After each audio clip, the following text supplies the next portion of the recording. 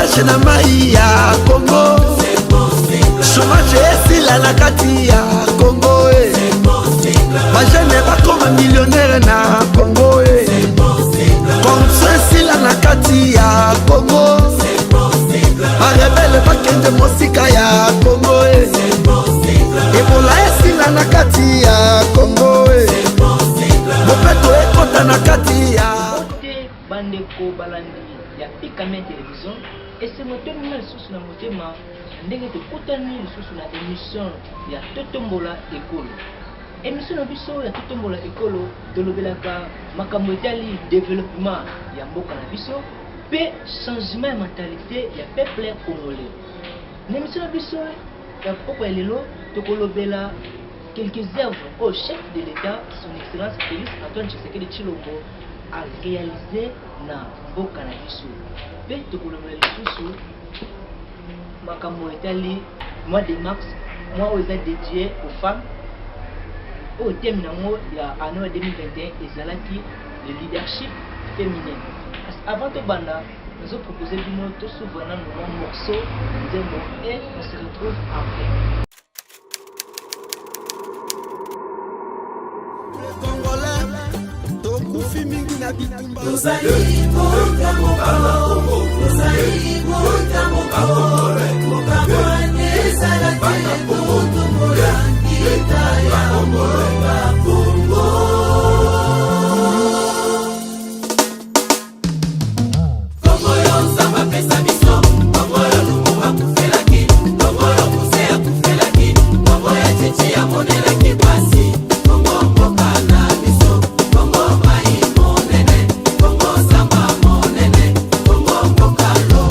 Le Congo est convoité de tous.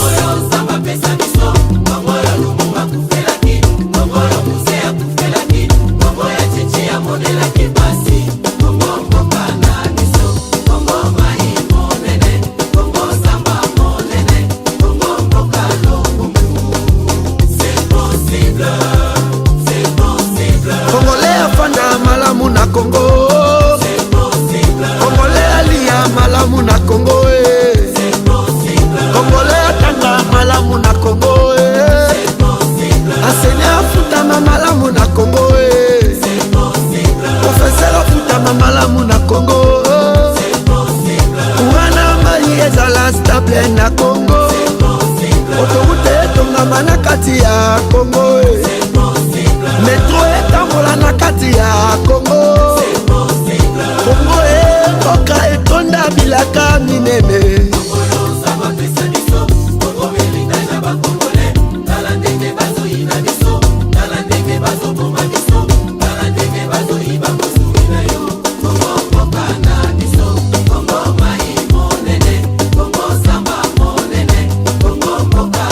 Congolais, soyez fiers de votre patrimoine. Un peuple fort, un peuple digne. Le temps de faire semblant est dépassé. La cloche de l'éveil a sonné.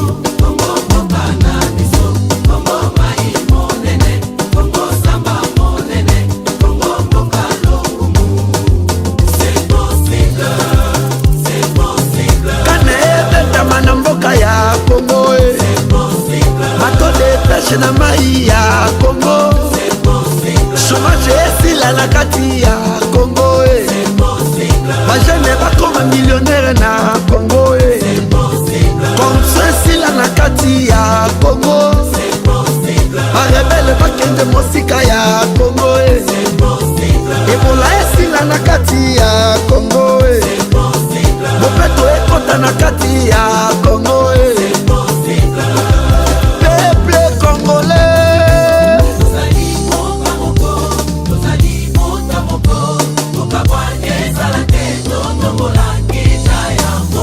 Prenons tous la paix, la sécurité et la stabilité de notre nation, le Congo. Peuple congolais, tokufi mingi na bitumba, épidémie epai, sala pe epai. Bana nyonso Congo tosimbana na loboko. Naka bambonge bitumba mipepe toko ya teo. Tokolonga tokolonga tokolonga. Katina yes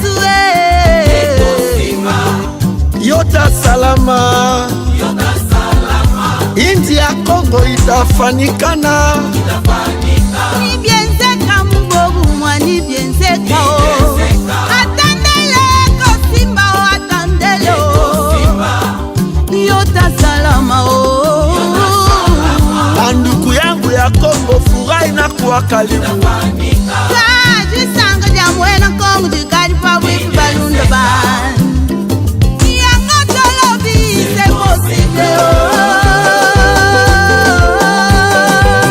Nous voulons la paix et non la guerre au Congo.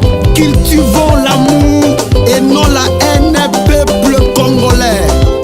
Na bolingo na nzambe, justice te salema pona peuple nyonso ya Congo. La justice élève une nation. La corruption, le détournement, l'injustice empêche une nation de se développer.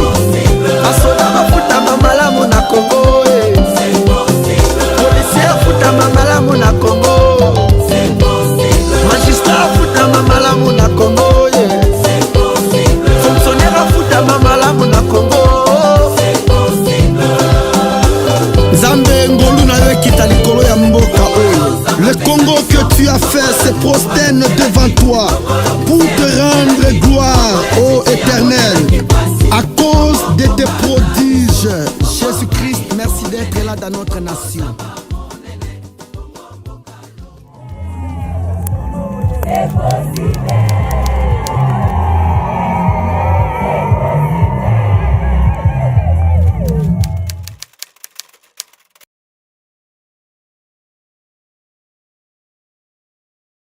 On est de retour sur les plateaux de votre émission Totombola Écolo. Sans plus tarder, nous allons commencer notre émission par le premier point qui est les œuvres du chef de l'État, Félix Antoine Tshisekedi Tshilombo. Chef de l'État Azuli Kanisi Yapo Tonga Basso des moutons pour diminuer les embouteillages dans la ville province de Kinshasa. Tu es bien embouteillage na Ompe Mandela ndenge ezalaki na asane na Sosimat na Debonom na Pascal Nzela ya Ndili kasi après construction ya ceux des moutons oyo déjà ici neti na Ompe Mandela na Sosimat pe na Debonom embouteillage eza lisusu pena te. Pourquoi? Parce que ceux des moutons ils ont facilité ba chauffeur parce que ceux qui embouteillage ekoki na ndenge ya se kuna mais mituka mosusu ezomata ezotambola na ndenge ya likolo. Je vous propose de suivre cet élément. Je ne vais pas parler beaucoup et on se retrouve après. C'est depuis le jeudi 31 décembre 2020 où a eu le jour de l'ouverture des sauts des moutons à Kinshasa. Préoccupé par la fluidité du transport en cette période, le président de la République démocratique du Congo, son Excellence Félix Antoine Tshisekedi Tshilombo, avait inauguré quelques ouvrages à la circulation. Il s'agit des sauts des moutons de la place Mandela, Sosimat, Kintsuka, Pompage, Pascal et celui des bonhommes construit par l'Office des routes. Il s'y est de noter que la mise en service des sauts des moutons a véritablement facilité la fluidité de la circulation dans différentes communes de la ville-province de Kinshasa. Certains conducteurs saluent cette facilité de la circulation facile des voitures sur ces tronçons. C'est à la population de bien utiliser ces ouvrages car la vision du chef de l'État est d'améliorer la vie de la population qui est son champ de bataille. Matuke bakayao boye malamu lisusu na émission na biso tozali kaka kokoba se kokoba olinga te Congo ekobonga. Souci ya peuple Congo eza nini? Tolia bien, tomela, tozwa traitement, totanga kelasi malamu. Bino moko bouti kolanda ba image oyo ya ceux de mouton embouteillage eza lisusu te. Kasi peuple congolais tokolinga tobatela biloko au chef de l'État azosala mpona biso bakongolais. Ceux de moutons epekisami na moto ya pusu. Soki oza na pusu omata nango likolo te. Soki oza moto ya makolo ozotambola na mituka te omata likolo ya ceux de moutons te. Mituka minene opekisami komata likolo ya ceux de moutons. Ata kutu bino moko eloko ya kitoko boye au chef de l'État akabeli biso bakongolais. Tobebisa yango lisusu jamais tokobebisa yango tobatela yango te eza bijou malamu au chef de l'État akabeli biso au peuple congolais. Mais le chauffeur mosusu bazosala ngo na mpo ayebi mutuka ne eza nango en panne asali entretien ezali une année ye wana likolo sur du moteur pour amati ntango ekufi likolo kuna écrit embouteillage atoloba nini eloko ngo ba chef de l'État asali olesisa embouteillage ezobakisa so embouteillage jokani eza mpe biso moko peuple congolais tozala pressé te non misala ngo boye non tozela tobana kimia bato bazotonga basilisa misala pour que toze eloko ya malamu toboyi kino basala misala moko ya pressé po nini non misala moko boyebo alobi ntango tokozwa biloko boti ntango tozwi ebebi ekoma nini bato tala kompani basalaki biloko balie mbongo biloko basali eumeli te. C'est parce que biso moko topressé totyaki bango pression pour que misala esalama mbangu yango tolingi tokitisa motema tozela pour que tozwa biloko ya malamu pour esunga biso pendant longtemps. Maatuke baka yao olinga te Congo ekobonga baneko balandi ya pika main télévision sikoyo tozolobela ma etali gratuité de l'enseignement. Je dis bien natango kala ezalaki avant moi na akota que là si il faut parents azalambo parents se tracasser non mbongo frais scolaire frais boy kasi chef de l'État Félix Antoine Tshisekedi aye ko faciliter parents nyonso ezaloza na mboka na ville partout que là si ya ofele na classe ya C ils ont un gratuit mwana yope ça va par pression papa funa tanga papa atoloba non kende bon kolia ezate non ça par pression pour que atina na kelasi pour lobi okoma mutu ya malonga na mboka parce que tout ça a besoin de président Félix Tshisekedi aza président liboso ya Congo te lui président liboso ezaki papa Kasavubu Yemi Bale, Mobutu, Yemi Satou, Laurent Désiré Kabila, Yemi Nei, Joseph Kabila Kabange, et puis Félix Tshisekedi azali 5e président de la République démocratique du Congo. Cela veut dire que à Kotikala éternellement place sur la terre. Le président Nissoussou Bakoya pour succéder, c'est pour cela à faciliter qu'il reste comme on a offert. Pour la lobby, tous les mikonzi ya malamu, on va la formation. On va zali la compétence ya ko diriger mboka na biso na ko linga bino moko botala ndenge bana kilasi bazali ko tanga ya ofele bazo ko futa ata 50 francs moko te.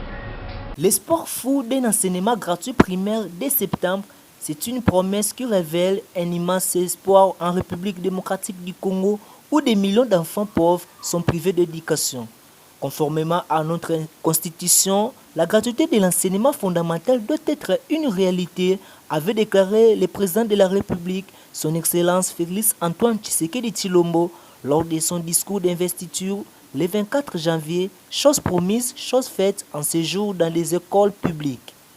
C'est aux parents qui reviennent le devoir d'envoyer les enfants à l'école pour une bonne éducation, car il y a une diction qui dit les apprenants sont les futurs cadres de ce pays.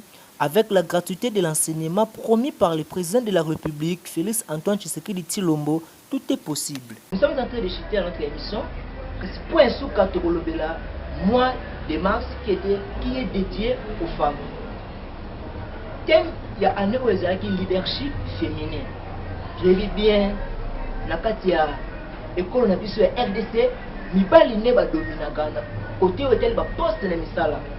Kasi eloko ekamusi biso na décennie oyo tozali komona basi pe bazali kobundana na oyo etali ba poste na ba compagnie na bisika nyonso oyo basala bandeko balandi na koloba mingi te na kosenga na bino bolanda image oyo ndeko na biso Grandi Ikalaba azwaki na commune ya Bandalunga epai oyo wapi bamama baboyi na bango kovanda na ndako bamipesi na mosala na bango bolanda. Mbote mama, kombo na nani? Kombo na ngai Jackie Mukendi. nalingi nayeba musala nini osalaka. Awa naza coiffeuse, nasala suki nyonso. Tissage, tresse congolaise quoi. Ndenge nini bosalaka musala na biso? Musala biso tosalaka yango bien. Précisément toza na bondal. Tosala yango bien soki olingi modèle nyonso ko proposer biso, tokolakisa yo, tokosala yango ndenge yo olinga. Siko ndeni ni bobengaka ba client po baya awa bosalaka ndeni na avant ke ba client baya awa. Soko za posa oya awa et pa na biso tozalaka na ba publication na biso toleka na ba chaîne télévisée basala na biso ba publicité. À part ça soko sali suki et pa na biso ozokende na nzela oketa la collègue na yo a apprécier yo peso partager numéro na biso yo po ye au fur et à mesure de fait que bato bazoya trop bazo partager pe numéro na biso trop yango toza na ba client sebele. Conseil ni siko bokoki kopesa et pas ba fille ou ba maman o basalaka te balingi ka kofana na banda. Conseil na ina pesa na ba mama nyonso ya Congo, ba mama nyonso ya RDC o bavai na bandaku balingi kosala côté pour ngai conseil na olinga na pesa bango mwasi il faut sala elo mo boye pour sala yo fierté na yo et tant que mwasi pour ne loko mo pour na lobby ezala bien par rapport au lingi parité quoi.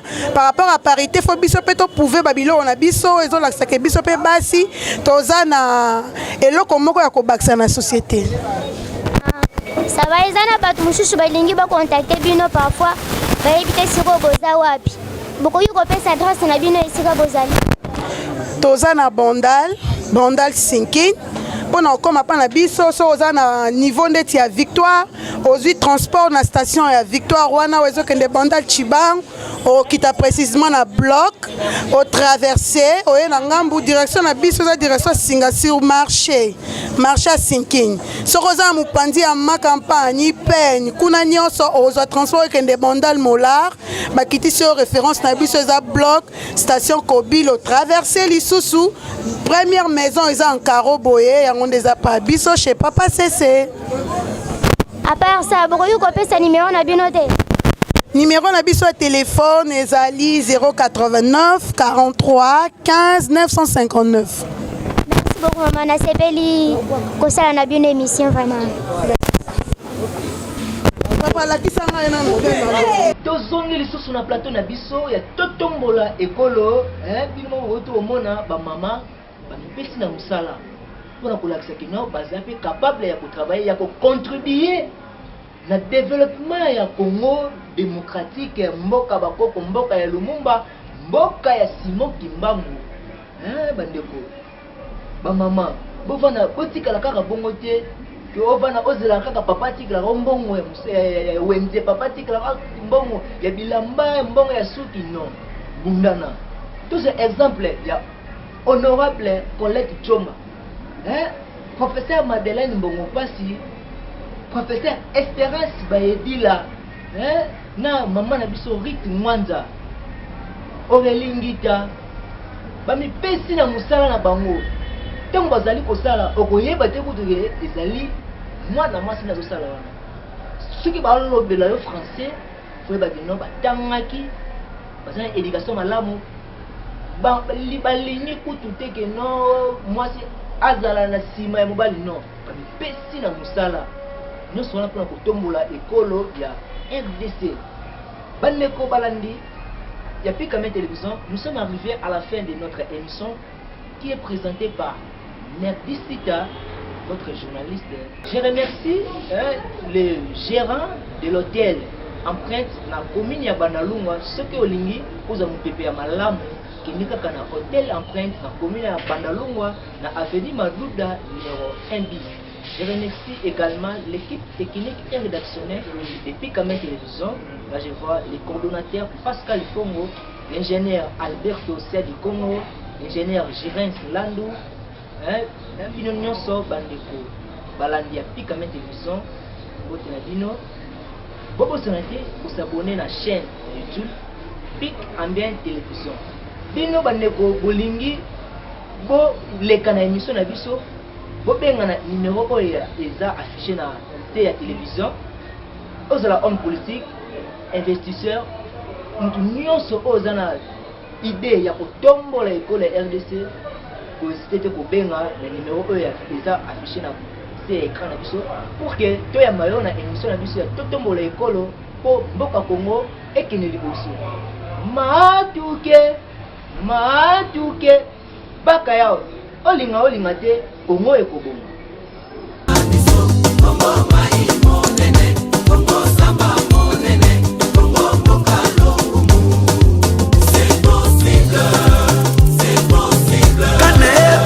Na mboka ya Congo bato de pêche na mai ya Congo chômage esila na kati ya Congo bajene bakoma millionnaire